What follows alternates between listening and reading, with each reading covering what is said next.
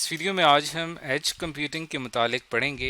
Edge computing दरअसल हमारे पास जो क्लाउड कंप्यूटिंग है उसके अंदर ये आई हुई एक लेटेस्ट टेक्नोलॉजी है। इससे पहले ये होता था कि हमारे पास एक सेंट्रल डाटा सेंटर होता था, और सेंट्रल डाटा सेंटर जिसको हम आम अल्फाज में क्लाउड कहते हैं, ये एक फासले पर मौजूद सर्वर्स या कंप्यूटर्स मौजूद हैं जिनके अंदर हमारा डाटा स्टोर हुआ होता था।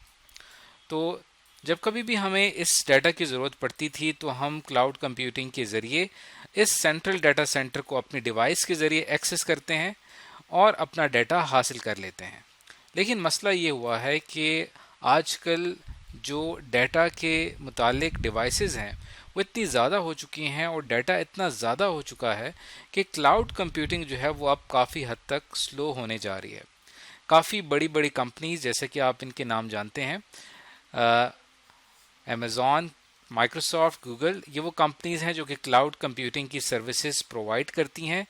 अब ये मूव कर रही हैं एज कंप्यूटिंग की तरफ। एज कंप्यूटिंग में होता है कि जितना भी क्लाइंट का जो डाटा प्रोसेस होता है वो अब क्लाउड पे एक फासले पर नहीं होगा, बल्कि कोशिश ये होगी कि जहाँ पे क्लाइंट मौजूद है उससे करीब तरीन जगह पे वो डाटा पहले से ही मौजूद हो और क्लाइंट उसको एक्सेस कर सके। यानी ओरिजिनेटिंग सोर्स जहाँ से क्लाइंट जो है वो डाटा एक्सेस कर रहा है उसको एज क्लोज यानी कि करीब तरीन होना चाहिए क्लाइंट की। आमतौर पे जो क्लाउड होता है वो एक काफ़ी ज़्यादा फासले पर होता है और क्लाइंट को क्लाउड को एक्सेस करने के लिए बहुत ज़्यादा फास्ट इंटरनेट कनेक्शन चाहिए होता है।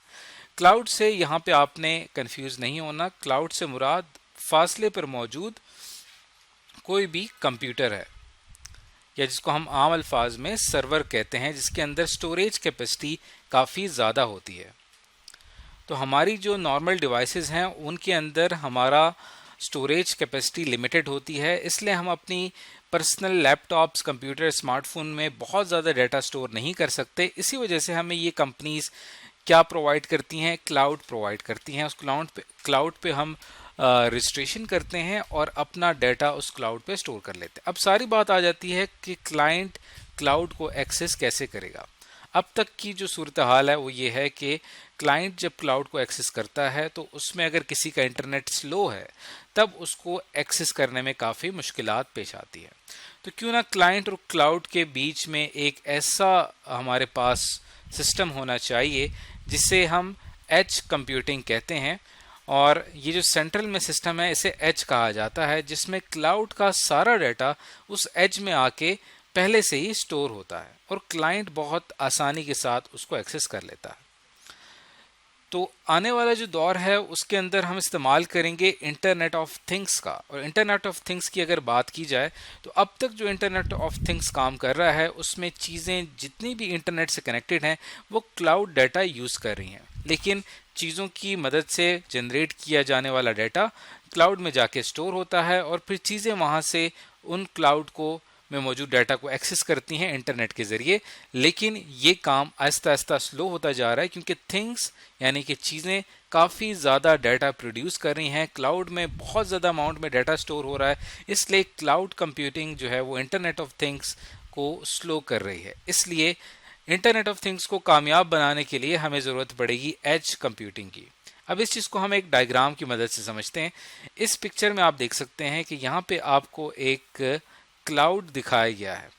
ये जो यहाँ पे आपको एक बादल नुमा चीज़ नज़र आ रही है ये क्लाउड है। हालांकि ये सिर्फ समझाने के लिए आपको कहा गया है। कहने का मकसद ये है कि ये काफ़ी फासले पे मौजूद कोई सर्वर या कंप्यूटर है।